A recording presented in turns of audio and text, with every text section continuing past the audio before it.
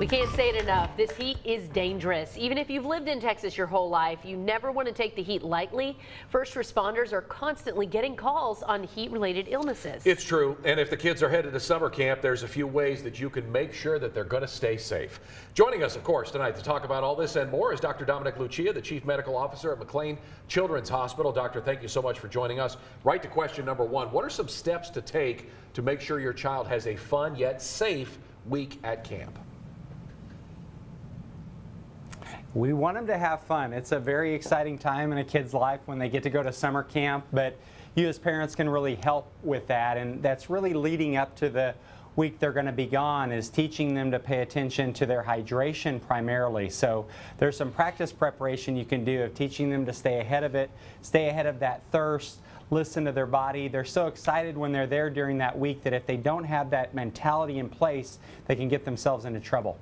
So what are some of those ways that you can prevent dehydration, since that is so important?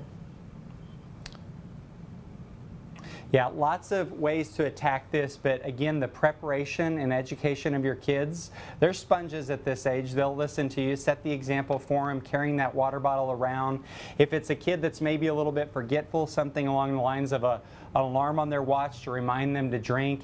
And then remember to protect our skin. We can have what we call insensate losses, which can contribute to dehydration by getting sunburn and not wearing sunscreen or appropriate light-colored, loose-fitting clothing. Okay, doctor, what should we be putting in our campers' water bottles? That kids love the sugary drinks, but is just plain water enough? Yeah. Well, first of all, having a water bottle, telling them to keep it with them, that's first and foremost. And really, when you talk about being outside, particularly over an hour, you probably should have some sort of electrolyte mix in that. I agree, the sports drinks can be really sugary and high calories, so you don't want to do exclusively that, and each kid has their own individual dietary needs, but you want to stay from one extreme or the other. If they're just drinking water and they're sweating a lot, they're going to lower their sodium and make them feel really terrible, and if they're just drinking that sugary drink, they're not going to get that overall volume they need. So alternating, and if they're going to be outside, making sure if it's over an hour that they have some electrolytes, some sodium. Yeah, none of those monster drinks or big caffeine right, drinks no, that's either. not good for you. So what are some common heat-related illnesses that we should be aware of?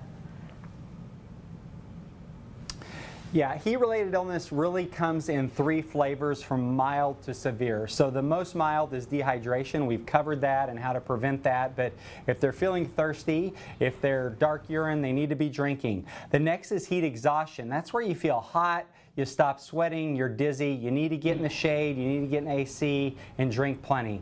And then finally, the dangerous one is heat stroke. That's all those signs of heat exhaustion, but they are confused, drowsy, altered. If you see someone in that state, get them cool, call 911. All right, doctor, thank you so much for all of that important information. We want our kids to have fun and stay safe out there.